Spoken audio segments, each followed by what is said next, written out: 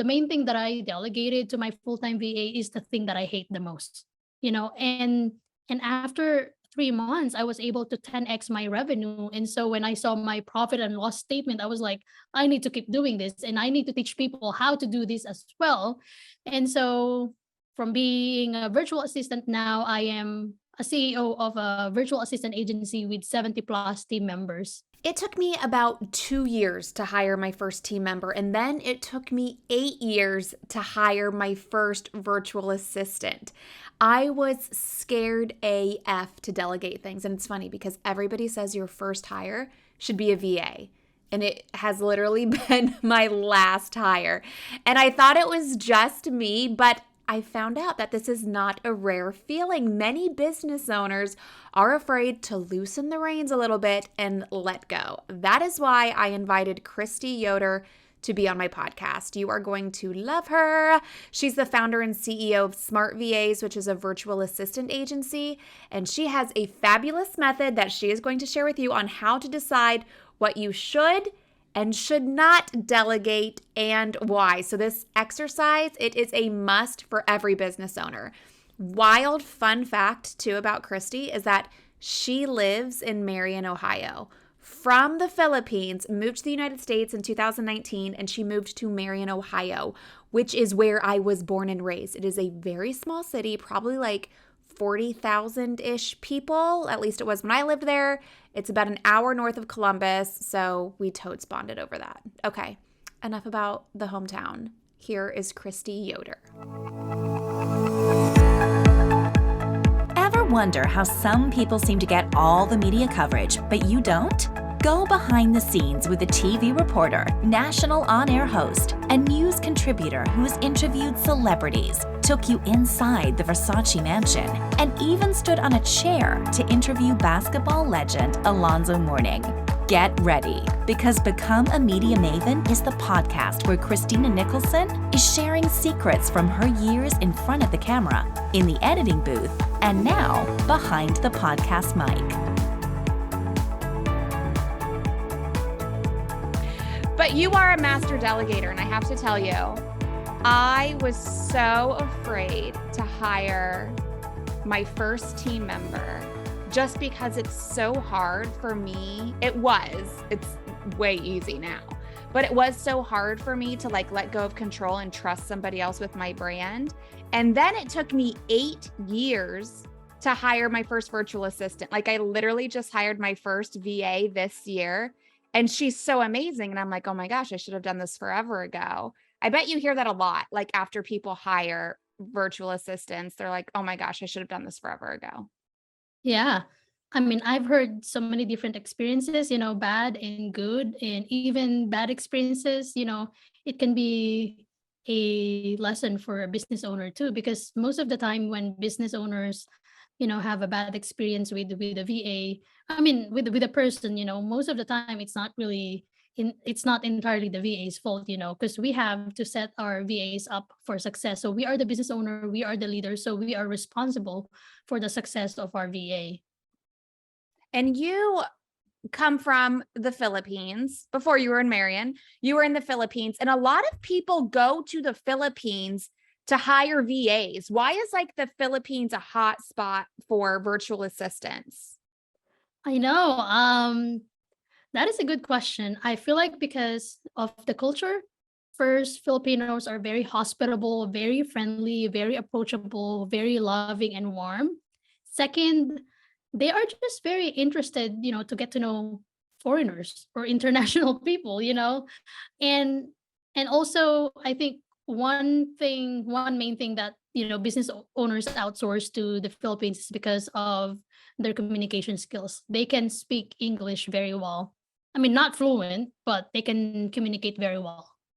And tell me about your background. Did you start working as a VA before you grew your business, Smart VAs? Yes, I did. So like you said, I was born and raised in the Philippines. I grew up in the city. And in 2018, I met the love of my life. We are now married, but during that time we were just dating. And my husband went to the Philippines and he was like, "Oh, I couldn't live here. It's just the life is very different. This is like Earth too." My husband grew up in a small town in Ohio, and he was like, "Ohio is like Earth one, and then the Philippines is Earth two. It's very exotic, very different, like very different." And he's like, "I love it, but I'm just not ready to live here yet." And so when I decided that I'm gonna be moving to the States, I thought of becoming a virtual assistant, a freelancer. And when I moved to the States, I just got so stressed and overwhelmed because I was saying yes to all my clients and to all new prospects, like my clients, they like me, and then they like the way how I approach things. And so they just kept on delegating tasks to me, and I couldn't say no because part of my personality is that, as an extroverted person, you can't say no to people because you feel like you are rejecting them. And you just want to please everybody. And the more I please everybody, the more I keep saying yes, the more I'm killing myself, because of stress and getting overwhelmed. And so when I was just at the lowest point in my business, as a virtual assistant, I thought of why not hire other people, in the Philippines where I can outsource some of my projects. And so I did that. I hired a couple of part-time VAs to help me out with my clients' projects. And then after 3 months, I decided to hire my full-time VA. And believe it or not, within just 3 months of working together with my full-time VA, because the main thing that I delegated to my full-time VA is the thing that I hate the most. And after 3 months, I was able to 10x my revenue. And so when I saw my profit and loss statement, I was like, I need to keep doing this, and I need to teach people how to do this as well. And so from being a virtual assistant, now I am a CEO of a virtual assistant agency with 70 plus team members.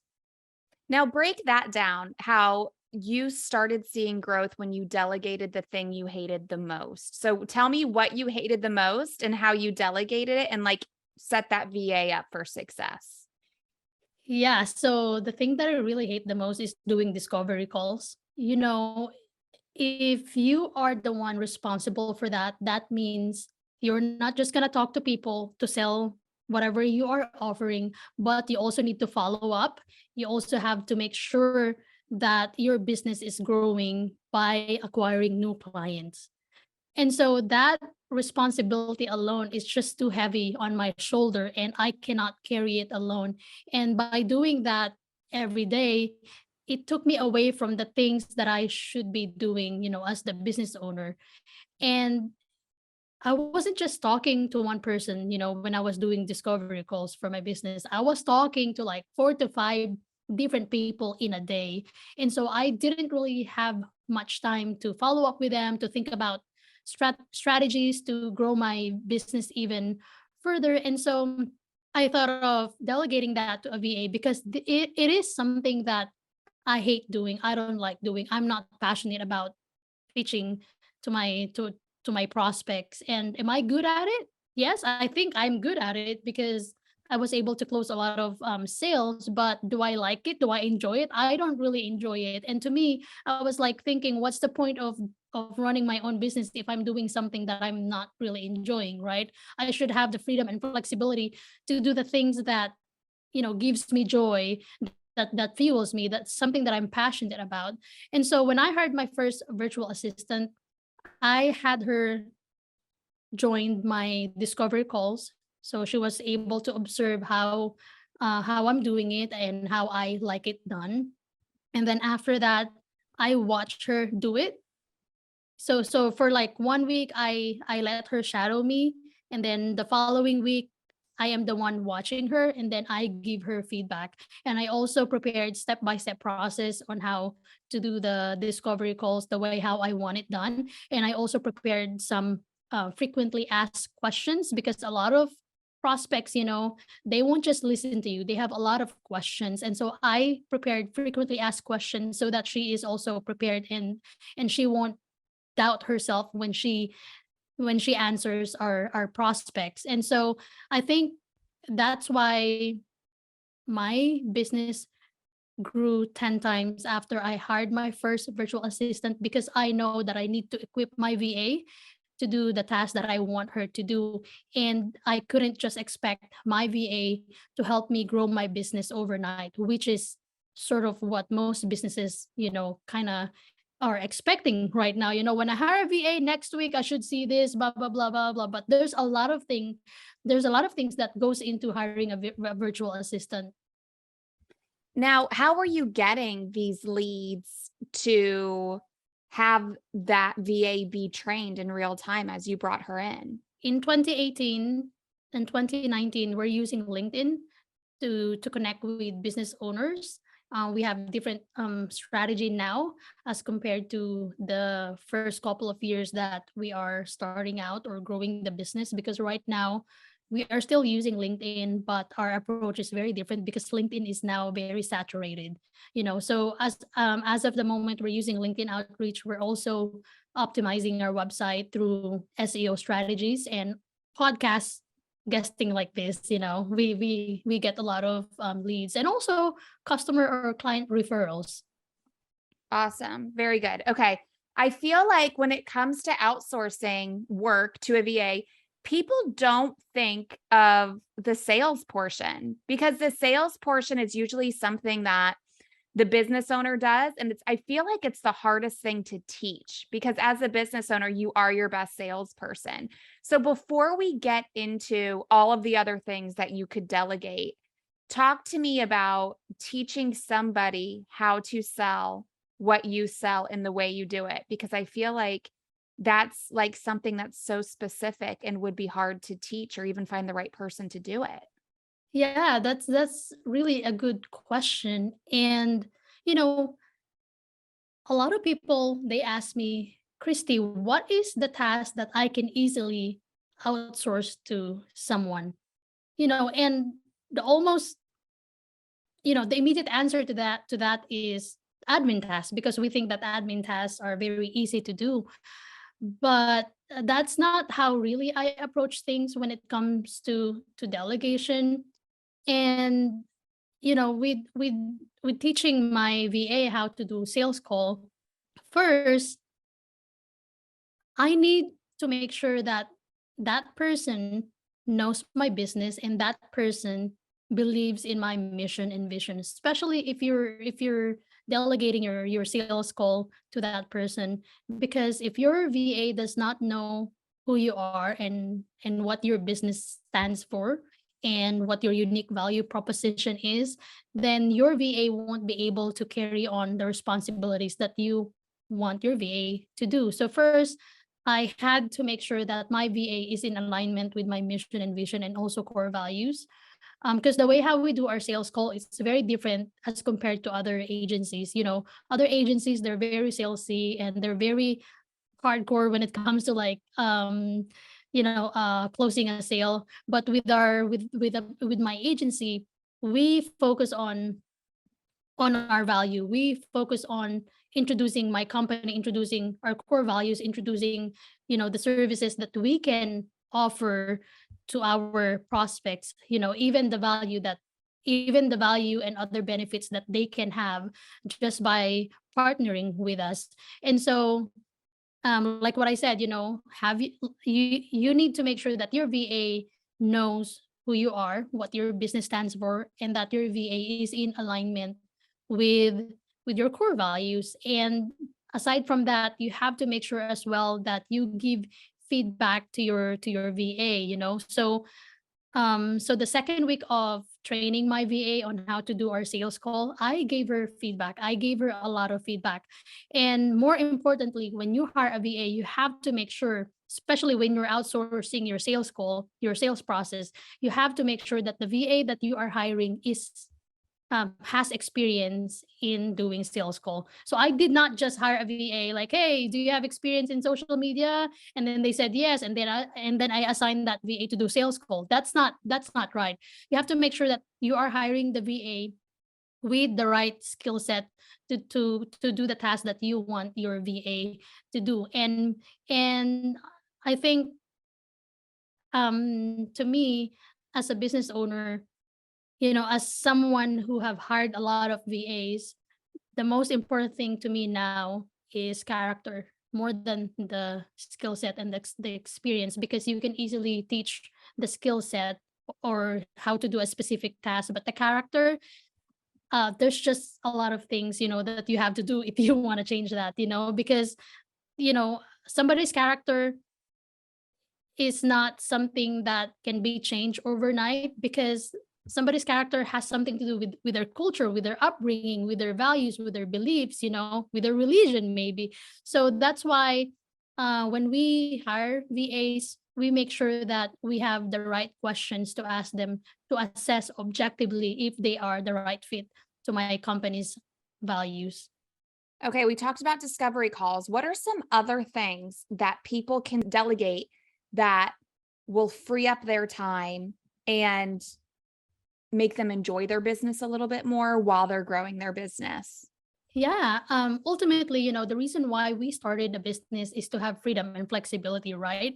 So it's to me, it's not really the matter of what you can delegate.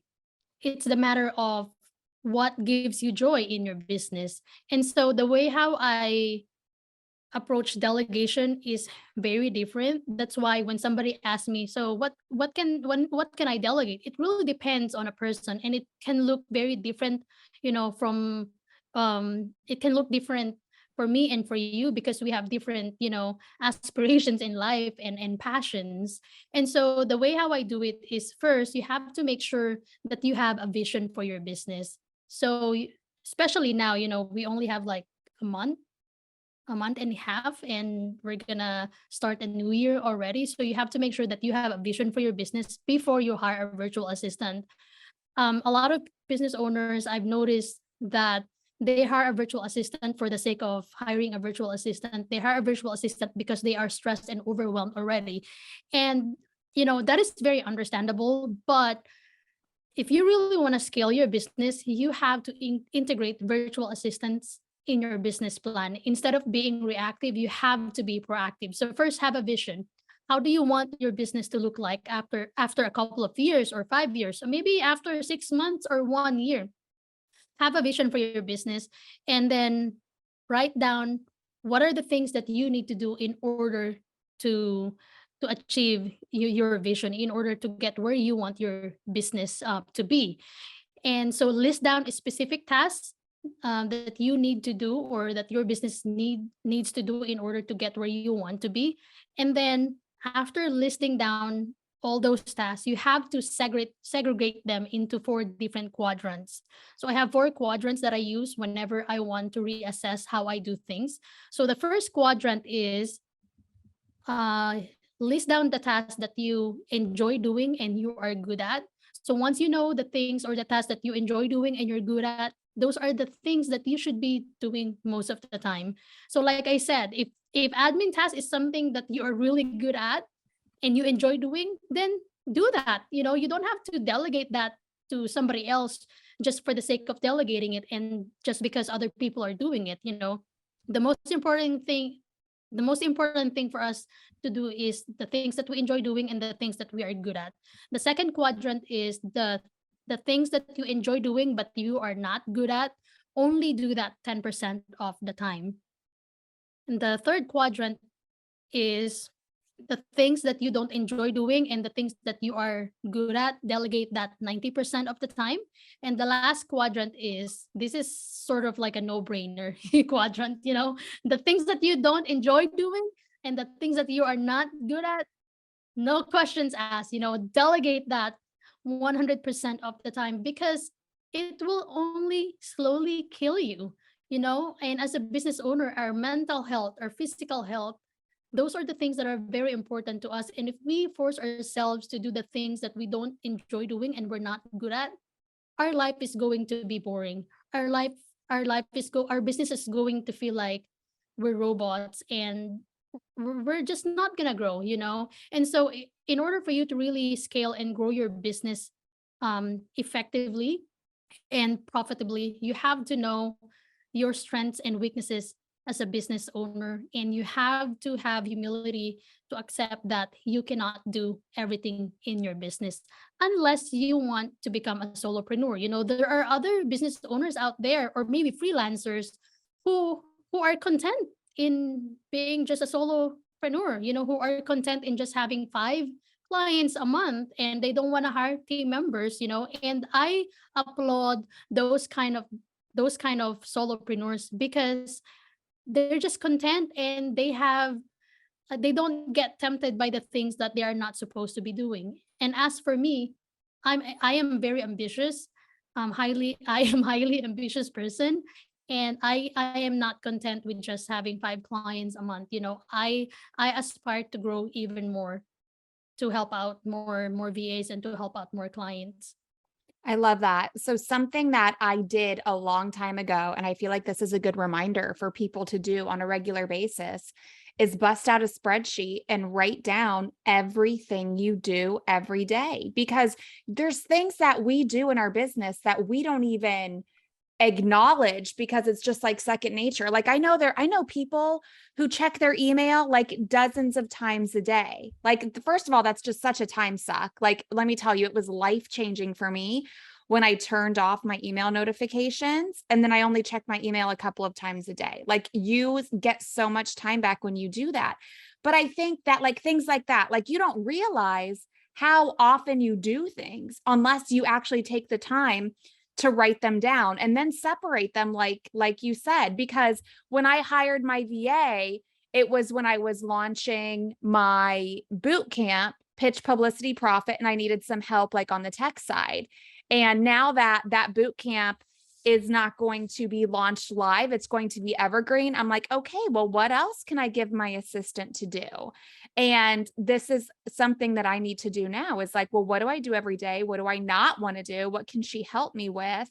So I think that is a genius idea that so many people need to do. And at the time this episode is coming out, it's coming out at the end of 2022.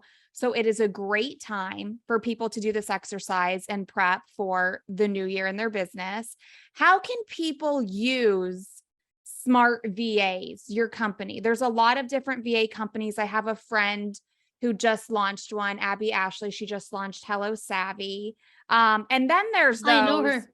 Oh, you We're know her. actually using her tools, her online courses, to upskill our VAs.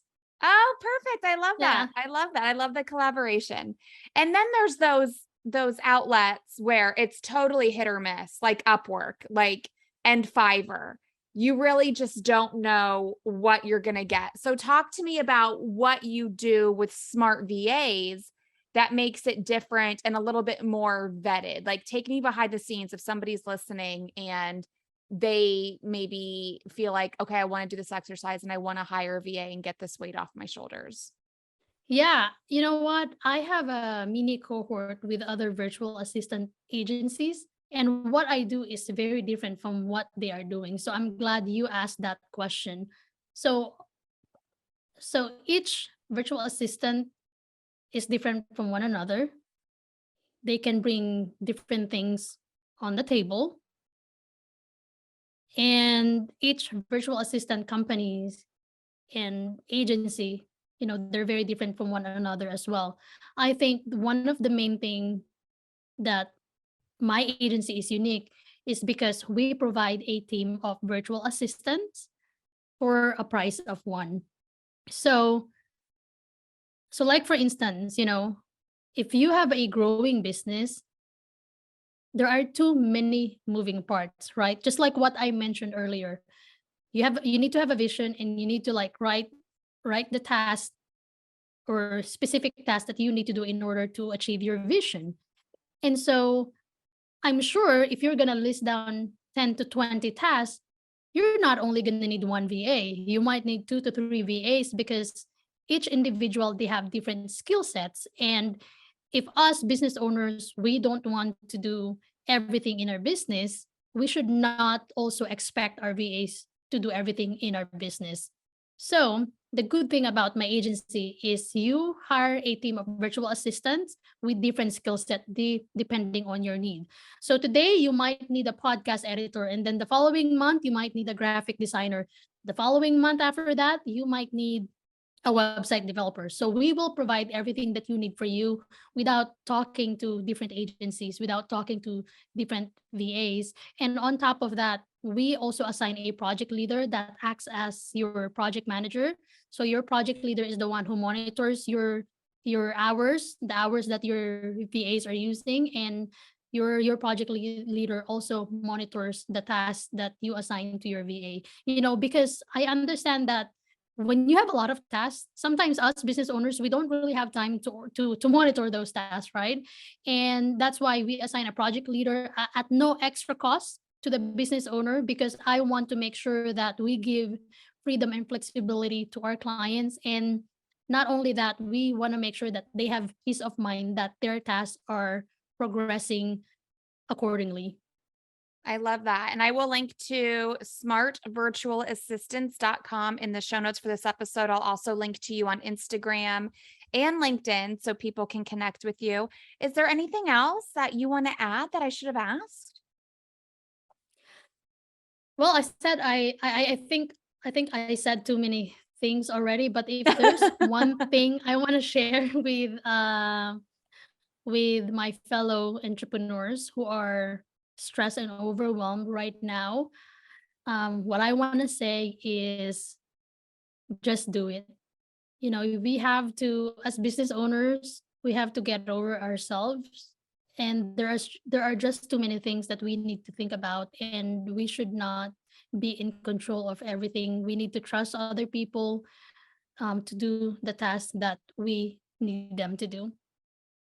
Yeah, it's a hard thing to do, but once you do it, you're like, you can't wait to do it again and again and again. And you say, I Yeah. wish I would have done this sooner. Like you have to just like you said, let go and trust other people. I mean, I even know solopreneurs who are very successful. Like there's a man I follow on Twitter and LinkedIn. His name's Justin Welch. He's fabulous. He's all about being a solopreneur. He just posted that he's made $3 million already this year. And like you can still be a solopreneur and have a VA that helps you do all of the things. So totally love what you're doing. I think your message to small business owners is so important because delegation is something that is tricky to start, but once you start, it's like you said, like when you did it, when you outsourced your discovery calls, it was like you took off like a rocket. So I think that's amazing. Thank you so much, Kristy. You're welcome. Thank you so much for listening. You are not going to want to miss what is happening next week. I am talking to the one, the only Denise Duffield Thomas. I am so excited for you to hear this interview. Obviously, we talk about money, honey. We talk about money mindset, all of the things, how you can have a more chill and relaxed business and make more money at the same time.